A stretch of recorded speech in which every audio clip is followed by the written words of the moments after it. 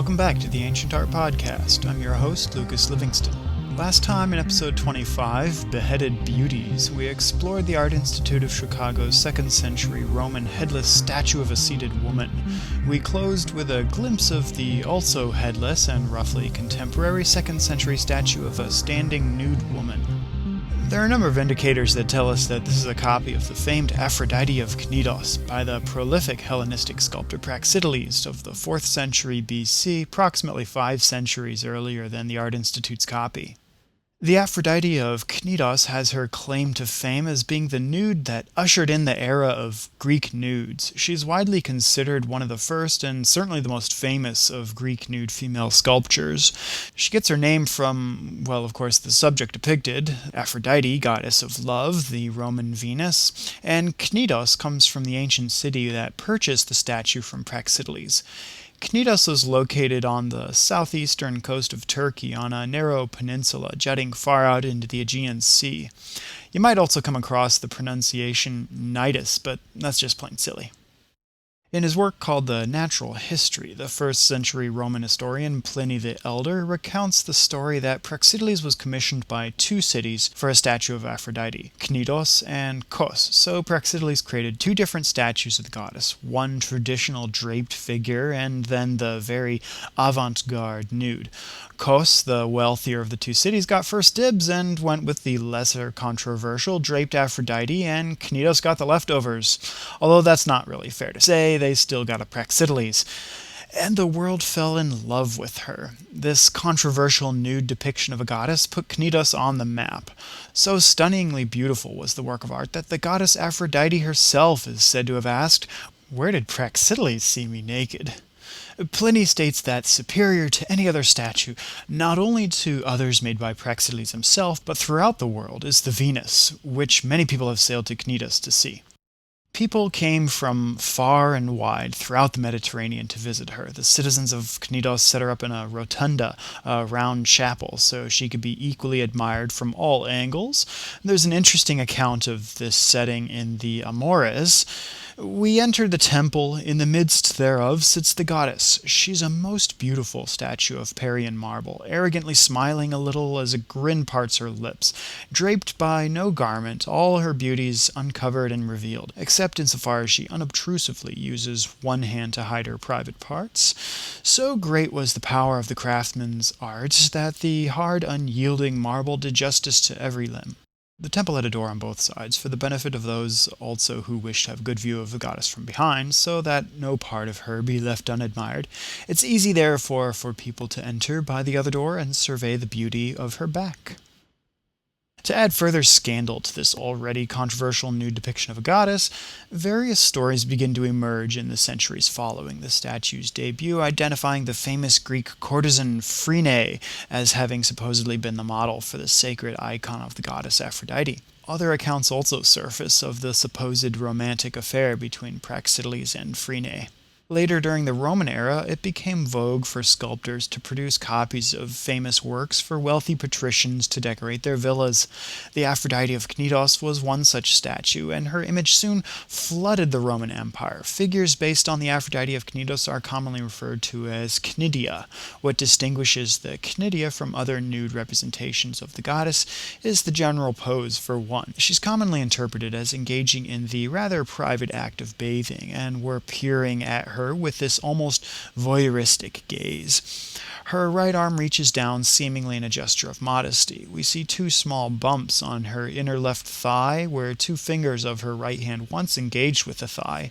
That's something of a remarkable feature to this Roman copy. The torso and at least the right arm are composed of a single unbroken piece of marble, skillfully carved to produce the long curving limb, structurally reinforced by its engagement with the hip. Remember from last episode's statue of a seated woman that it was common for sculptors to carve limbs and other precarious projections separately and then attach them with wooden or metal dowels, or more properly called tenons. So while the Art Institute's heavily weathered cnidia may not be the hottie that she used to be, she's still quite artistically remarkable. On her outside left thigh is a fairly long fragmented tab from some now lost section, most likely the characteristic Roman support pillar once connected with the rest of the figure at this point. The support pillow was probably in the shape of a vessel that once held the water for her bath. The evidence can be seen in other copies of the Cnidia, one of the most famous being the Colonna Venus in the Vatican's Museo Pio Clementino. Also the Venus Braschi in the Munich Glyptothek. In her left hand she holds her drapery that she's removed for her ritual cleansing, which is now missing from the Art Institute's example. Perhaps our best evidence for the appearance of the original Praxitelean Aphrodite of Knidos comes not from later copies, but from coins, like this 1916 engraving of an ancient coin from Knidos supposedly depicting the original statue. Also, don't forget, as we've seen in many other episodes of the podcast, this statue too, like so many others, was originally painted. The 19th century neoclassical sculptor John Gibson shocked audiences when he debuted his tinted Venus in an attempt to recapture the classical taste for polychromy. As we've already learned, the Aphrodite of Knidos was one of the most famous statues in her day and extensively copied during the Roman era. There are a bunch of copies existing today, and for each surviving copy we can imagine dozens of copies that just didn't withstand the ravages of time and mankind. The whole notion of a Roman copy of a Greek original, though, is a very loaded term that demands a little more attention. When we think of a copy, we likely think of an exact duplicate like a photocopy, but when we're talking about Roman copies of Greek statues, the copy in this context can more so be thought of as having been inspired by the original. Putting two copies of the same original side by side reveal distinct differences. Often the Roman era artists may not have even seen the original and were working from a description, another copy, or at best a tiny image on a coin. In the case of the Cnidia in the successive centuries, we begin to see some variants on the original form. One popular variant dubbed the Venus Pudica, the modest Venus. A particularly famous example is the Venus de Medici in the Uffizi Gallery in Florence, Italy.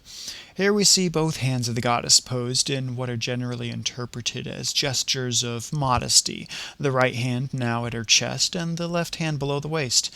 The drapery's gone and the vessel in this example has been replaced with a small Cupid figure riding a dolphin. The dolphin alludes to the sea out of which, according to one legend, Aphrodite was born. Check out Hesiod's Theogony around line 175. It's a bit gruesome, but nothing you can't handle. You'll find a link to the full ancient text translated into English at ancientartpodcast.org. Just click on Ancient Sources on Aphrodite in the Additional Resources section. There you'll also find links to some of the other primary sources that we've learned about in this episode on the Aphrodite of Knidos. Aphrodite Rising from the Seas perhaps most famously captured not in an ancient work of art, but in Sandro Botticelli's The Birth of Venus from 1482 to 86, also in the Uffizi. The pose of the goddess by the Florentine master strongly reflects the Venus de Medici, which Botticelli had plenty of opportunity to study. Despite first-hand accounts from ancient sources stating that Aphrodite's covering up her private parts for modesty's sake, you'll come across some revisionist interpretations of the gesture not as a shameful attempt to cover her sexuality, but rather to emphasize it. Check out, for example, Christine Mitchell Havelock's 1995 publication, The Aphrodite of Knidos and Her Successors, where the author argues that her nudity signifies her divine birth from the sea, and we're not catching her off guard at her bath. Rather, the vessel's for ritual cleansing and renewal. So, we shouldn't necessarily take any interpretation at its face value, even an ancient one. But it's important to remember that our own contemporary culture can easily be a filter that shapes and guides our interpretations. And that's what makes art the gift that keeps on giving. Don't forget to check out ancientartpodcast.org for image credits, bibliographic references, and links to lots of other relevant things. I appreciate your feedback and suggestions for future episodes. You can reach me at info@ancientartpodcast.org or with the feedback form on the website. You'll find me on Twitter at Lucas Livingston, and you could leave your comments on YouTube, iTunes, or on the website itself. You might have heard that the Art Institute of Chicago's podcast, Musecast, has reached its final episode, alas. But don't worry, the Ancient Art Podcast ain't going anywhere. Thanks for listening, and see you next time on the Ancient Art Podcast.